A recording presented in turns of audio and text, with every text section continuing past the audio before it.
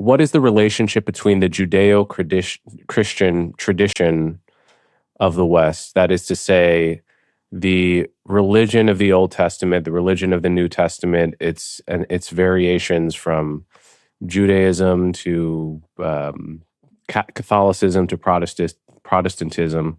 What's the relationship between all of that and the secular liberal society that we have today? And I'll give you two models as potential answers that are in people's heads already. One is the outgrowth model, which is to say secular, humanistic, liberal values of tolerance, separation of church and state, democracy. All of those things are a kind of natural outgrowth of the Judeo-Christian tradition, even though they're certainly not prescribed in the Bible, and in certain ways are antithetical to religious precepts. At least not all of them are prescribed in the Bible, let's say. They kind of could only have come from a ground that was that was fertile. It only could have grown out of the fertile soils of Judeo-Christianity, even if they don't perfectly resemble them. They couldn't have grown out of a different belief system or a radically different belief system. And then there's the backlash model. The backlash model would say, well, actually, a lot of the things that we prize in America and the secular government and so forth were a backlash to a an oppressive Judeo-Christian world. It was precisely rejection of that hyper religiosity that gave us the tolerance and the small L liberalism that we so much value today. So what is your view on the relationship between the Judeo-Christian tradition and modern civilization? Okay, well, I'm going to frustrate you by saying both can be true. And part of the purpose of my book is to show how things like separation of church and state are very deeply rooted in our civilization. They go really back to the 11th century. There is no other world civilization, as far as I know, that has rejected its religion or tried to reject its religion as thoroughly as the Europeans have. But that's in part because church and state were separate powers and competing powers in the Middle Ages. And eventually the universal empire of the Holy Roman Empire and the papacy, by trying to destroy each other, discredited each other, and they brought about the system of a system of competing states that emerged from the High Middle Ages. But the premise that religious authority and political authority are completely separate and have completely different origins is something that has only happened in the West because of our peculiar history. So if you think of the things that constitute liberalism in the modern world, free thinking, free attitudes to sex and family, and freedom of trade, free markets.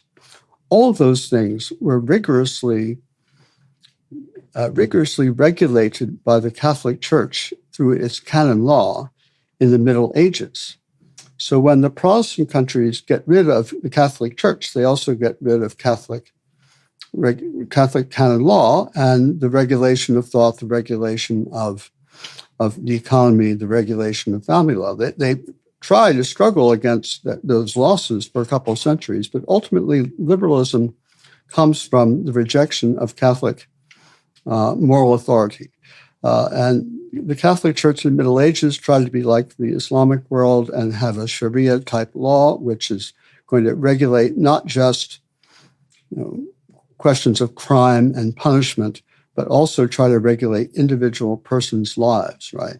And that, I think, is what is at the foundation of liberalism, is to rejection of any attempt by a government or a church to regulate the individual life, or at least to have as few regulations of individual life as possible.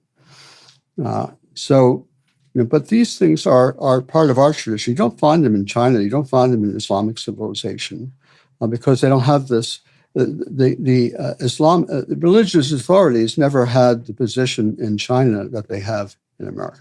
Okay, so I'm already off in one of my historian's tangents, but the point I'm trying to make is that many things that both are true.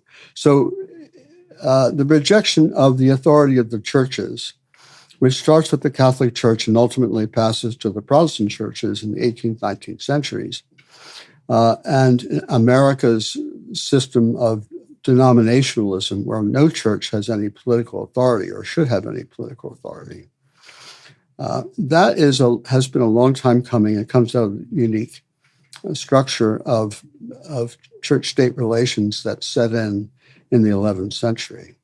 However, as you point out, and Tom Holland's been writing about this for a long time and speaking about it on his podcast, there's so many things that we regard as